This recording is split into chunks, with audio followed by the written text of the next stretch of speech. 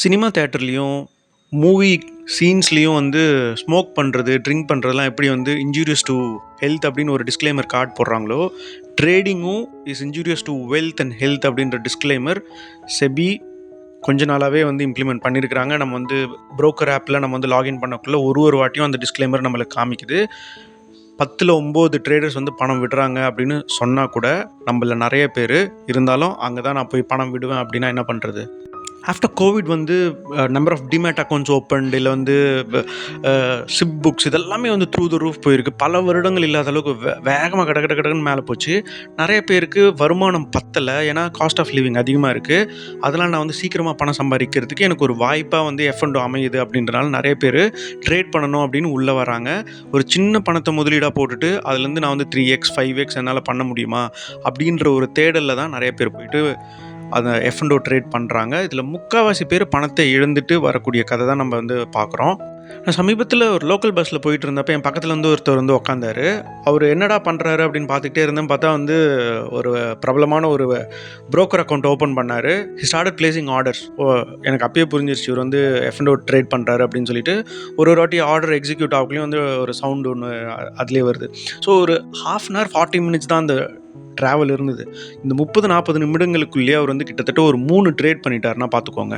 இது ஏன் நான் சொல்கிறேன் அப்படின்னா, நம்மள நிறைய பேர் வந்து ஒன்ஸ் வி கெட் இன்வால்வ்டு இல்லை, நம்மளால் வந்து அந்த பேட்டர்னை பிரேக் பண்ணிவிட்டு வெளியில் வர முடியாது. It gets addictive. இது தெரிஞ்சதுனால தான் வந்து நிறைய பேர் வந்து அந்த பக்கமே போகாமல் இருக்கிறவங்களும் இருக்கிறாங்க. இது தப்புன்னு பண்ணக்கூடாதுன்னு தெரிஞ்சவங்க வேறு வழி இல்லாமல் வந்து எனக்கு இது அடிக்டிவாக இருக்குன்னு சொல்கிறவங்களும் இருக்க தான் செய்கிறாங்க. ஸோ அதை நம்ம நல்லா மனசில் வச்சுக்கணும். செபிக்கு தெரியாதா? அது மாதிரி நிறைய ஸ்டடி ஆஃப்டர் ஸ்டடி பண்ணி தானே வந்து 10 out of 9 people lose money, 9 out of 10 people lose money அப்படின்னு சொல்லி பண்ணுறாங்க. டெஃபினட்டாக இட்ஸ் நாட் ரைட். அதேமாதிரி வந்து நிறைய பேர் வந்து சீக்கிரமாக பணம் பண்ணணும் அப்படின்ற அந்த ஏர்ஜ் வந்து I don't know what will happen. நம்ம வந்து இங்கே காமிக்கிற அக்கறையை நம்மளுடைய வேலையில் காமிச்சோம், நம்ம வந்து ஸ்கில் டெவலப்மெண்ட்லாம் பண்ணோம் அப்படின்னா நம்ம வந்து பயங்கரமான ரிட்டர்ன்ஸ் எதிர்பார்க்கலாம். அந்த இடத்துல நான் 50,000 சேலரி வாங்கிட்டு இருக்கேன், ஒரு ஸ்கில் டெவலப்மெண்ட் பண்ணுறேன், ஒரு சர்டிஃபிகேஷன் பண்ணுறேன் அப்படின்னா மேபி என் சேலரி வந்து அப்படியே ஒரு 100% ஜம்ப் ஆகிறதுக்கு நிறைய வாய்ப்புகள் இருக்குது. கவர்மெண்ட்ஸ் வந்து எப்படி ஆப்ரேட் ஆகிறாங்க கொஞ்சம் பாருங்களேன். அதாவது வந்து F&O வந்து லெட்ஸ் அஸ்யூம் இப்போ அதில் வந்து இன்வால்வ் ஆகிற எல்லா பிளேயர்ஸுமே if they're ending up making money, எல்லாருமே லாபகரமாக பணம் சம்பாதிக்கிற ஒரு இடமா அது வந்து F&O இருக்குது அப்படின்னா, முதல்ல ஏதாவது உலகத்தில் இருக்கிற ஒரு கண்ட்ரியோடைய அரசாங்கம் முதல்ல அதை அலோவ் பண்ணுமா? கம்ப்ளீட்டாக பேன் பண்ணு அப்படின்னு முதல்ல அதை பேன் பண்ணிவிடுவாங்க. அது எப்படி அவ்வளோ லேஸில் எல்லோரும் பணம் பண்ணிடலாம் அப்படின்றது அங்கே தாட் ப்ராசஸாக இருக்கும். இது நல்லா தெரிஞ்சதுனால தான் எல்லோரும் வாங்க அப்படின்னு சொல்லிட்டு அதை வந்து ஈஸி ஆக்சஸ் கொடுக்குறாங்க. அதே மாதிரி பீப்புள் கேனாட் மேக் மணி அந்த இடத்துல. அதுதான் அங்கே வந்து டேக் அவே. அதனால தான் வந்து எல்லாருக்கும் ஆக்சஸ் வந்து ரொம்ப ஈஸியாக கிடைக்குதாங்க. இப்படிலாம் வந்து நீ சொல்கிறத நான் ஒத்துக்க மாட்டேன் அப்படின்னு சொல்கிறது புரியுது. பட் ஸ்டில் கொஞ்சம் யோசிச்சு பாருங்களேன், இது ஒரு ட்ராப் தான் இது. ஏன்னா அரசாங்கத்துக்கு F&Oவை எல்லோரும் ஈடுபடணும் அப்படின்றதான் மறைமுகமாக அவங்களுக்கு உள்ள தோணுமா இருக்கும். ஏன்னா அவ்வளோ ரெவென்யூ வந்து ஜென்ரேட் பண்ணுது. ஏன்னா டிரான்சாக்ஷன் காஸ்ட்டே வந்து பல 1000 கோடியில் வந்து வருஷத்துக்கு அவங்க வந்து சம்பாதிக்கிறாங்க. அப்படி இருக்கக்குள்ள நீங்கள் வந்து F&O பண்ணாதீங்கன்னு எப்படி சொல்ல முடியும்? அதாவது வந்து லிக்கர் அண்ட் டொபாக்கோ வந்து விற்கணும், அதுலேருந்து ஒரு டேக்ஸ் ரெவென்யூ வரணும். அதே நேரத்தில் அதை நான் வந்து இதில் இருக்கிற நெகட்டிவ் இம்பேக்ட்டையும் நான் சொல்லுவேன் அப்படின்னா அது வந்து கான்ட்ராடிக்டிங்காக இருக்குல்ல. ஸோ இங்கேயும் அதே தான். இன்னொரு விஷயம் சொல்கிறேன். அதாவது தனிநபர்கள் நம்ம வந்து இப்போ அரசாங்கம் வந்து அதாவது நம்ம மேலே வரி போடுறாங்க, வருமான வரி போடுறாங்க. நான் வந்து கம்மி சம்பளம் வாங்கினப்போ எனக்கு வந்து இந்த அரசாங்கம் ஒன்றுமே உதவலை. ஆனால் இன்றைக்கி வந்து என் சம்பளம் வந்து இப்போ 50,000 1,00,000 வாங்கக்குள்ளே வந்து 10% 30% வரைக்கும் எடுத்துடுறாங்க அப்படின்ற குற்றச்சாட்டு இருக்குது. இது வந்து ரொம்ப அதிகம். இவங்க வந்து எந்த சர்வீஸஸுமே ப்ரொவைட் பண்ணுறதில்ல. அப்ராடில் வந்து வாங்குகிற டேக்ஸுக்கு அவங்க வந்து இன்ஃப்ராஸ்ட்ரக்சர் வச்சுருக்காங்க. அது இது படிப்பு அது ஒன்றுமோ சொல்கிறோம்ல. ஆனால் இதே யோசிச்சு பாருங்களேன். இப்போ நான் வந்து F&Oவில் நான் வந்து ஈடுபடுறேன் அப்படின்னா என்னுடைய சம்பளம் 1,00,000 நான் அசியூம் பண்ணிக்கலாம்.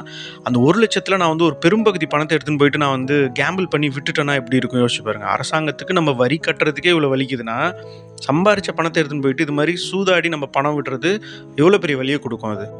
ஓகே, நீங்கள் இப்போ இங்கே பார்க்குறது வந்து ஒரு F&O ட்ரேடருடைய losses accumulated over the years. இல்லை நீங்கள் பார்த்தீங்கன்னா உங்களுக்கு கிளியராக தெரியும். அவர் வந்து கோவிடுக்கு அப்புறமா தான் வந்து முதல்ல மார்க்கெட்டுக்குள்ளே வராரு. முதல் வருஷத்துடைய லாஸ் பார்த்தீங்கன்னா F&Oவில் நீங்கள் டாப்பில் பார்க்குறீங்களா, அது வந்து F&O.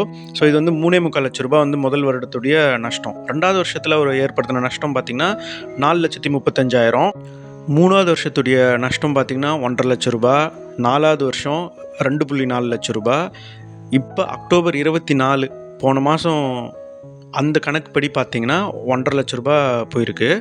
மொத்தமாக அக்யூமுலேட்டட் லாஸஸ் பார்த்தீங்கன்னா 13.68 லேக்ஸ் வந்து கடந்த 4.5 வருஷத்துக்கு அவர் வந்து நஷ்டப்பட்டிருக்காரு.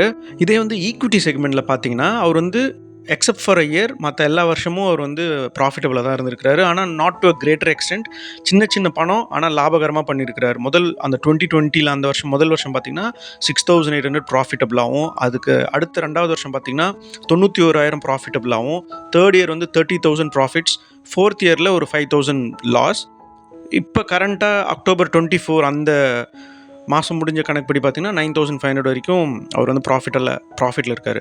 ஸோ இப்போ ஈக்விட்டி செக்மெண்ட் புட் டுகெதர் 4.5 வருஷத்துக்கு அவர் வந்து என்ன பணம் பண்ணியிருக்காரு அப்படின்னு பார்த்தீங்கன்னா 95,000. ஸோ கிட்டத்தட்ட 1,00,000 ரூபாய் வந்து லாபத்தை பார்த்துருக்குறாருங்க.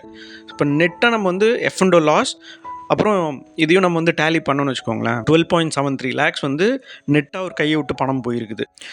டோட்டலாக எத்தனை மாதம் அப்படின்னு கணக்கு பார்த்தீங்கன்னா 53 மாதம். நீங்கள் அப்படியே 12.75 லேக்ஸ் டிவைடட் பை 53 போட்டிங்கன்னா ஆவரேஜ் லாஸ் பர் மந்த் வந்து 24,000 ரூபாய் வந்து சராசரியாக அவர் வந்து மாதம் அவர் வந்து நஷ்டப்பட்டுக்கிட்டே இருக்கிறாரு. வருஷத்துடைய ஆவரேஜ் இயர்லி எவ்வளோ லாஸ் ஆகுது அப்படின்னு பார்த்தீங்கன்னா 2.8 லேக் ருபீஸ் வந்து ஹீஸ் மேக்கிங் லாஸஸ். அவருடைய சேலரி வந்து 1,00,000 ரூபாய். அவருக்கு என்னென்னா, நான் விட்ட பணத்தை எப்படியாவது ரெக்கவர் பண்ணணும், யாராக இருந்தாலும் அது தோணும். இவருக்கும் அதே மாதிரி தான் தோணுது. அதனால தான் எஃப்&ஓ வந்து தொடர்ச்சியாக பண்ணுறாரு. இந்த 12.25 லட்சம் ரூபாயில் இவரு கேபிட்டலாக கொண்டு வந்தது மேபி ஒரு 8 to 9 லேக்ஸ் இருந்திருக்கலாம். மீதி எக்ஸ்ட்ரா மணி வந்து அவர் ட்ரேட் பண்ணி லாபம் சம்பாரிச்சிருப்பார். அந்த லாபத்தையும் ஹி எண்டட் அப் லூசிங். அதுதான் நம்ம இங்கே புரிஞ்சுக்கணும். இது இல்லாமல் நிறைய நேரங்களில் அவர் வந்து லெவரேஜ் எடுத்திருப்பார். அதாவது லோன் எடுத்திருப்பார், பர்சனல் லோன். இல்லை வந்து இந்த புரோக்கர்கிட்டயே போயிட்டு லெவரேஜ் எடுத்திருப்பார். அதுக்கு வந்து வட்டி கட்டியிருப்பார். அதுக்கு வந்து இதெல்லாம் பத்தாத he'll end up losing is peace of mind. நிம்மதியாக போயிருக்கும். எண்ட் ஆஃப் டேல இதெல்லாம் வந்து ஒர்த்தா அப்படின்னு பார்த்தா ஐ டோன்ட் நோ. இது சொல்கிறதுக்கான காரணம், மார்க்கெட்டில் எஃப்&ஓவில் தினமும் நம்ம பணம் சம்பாதிக்கலாம், எஃப்&ஓவில் சின்ன பணம் போட்டு பெரிய பணம் எடுக்கலாம் அப்படின்னு நினச்சிங்கன்னா அது வந்து இல்லை அப்படின்றதுக்கான ஒரு செமையான எக்ஸாம்பிள் இது. நீங்கள் இந்த வீடியோ பற்றி என்ன நினைக்கிறீங்க அப்படின்றத உங்களுடைய கருத்துக்களை கமெண்ட்ஸில் பதிவிடுங்க. என்னோட பேசணும்னு விருப்பப்படுறவங்க meetkarthik@protonmail.comக்கு தயங்காமல் இமெயில் பண்ணுங்கள், ஃபோன் நம்பர் இன்க்ளூட் பண்ணுங்கள். வேற ஒரு சுவாரஸ்யமான தகவலோட இன்னொரு நாள் உங்கள் எல்லாரும் சந்திக்கிறேன். நான் உங்கள் கார்த்திக், உங்கள் ஸ்மார்ட் அண்ட் ஃபுல்லிஷ் சேனல். நன்றி, வணக்கம்.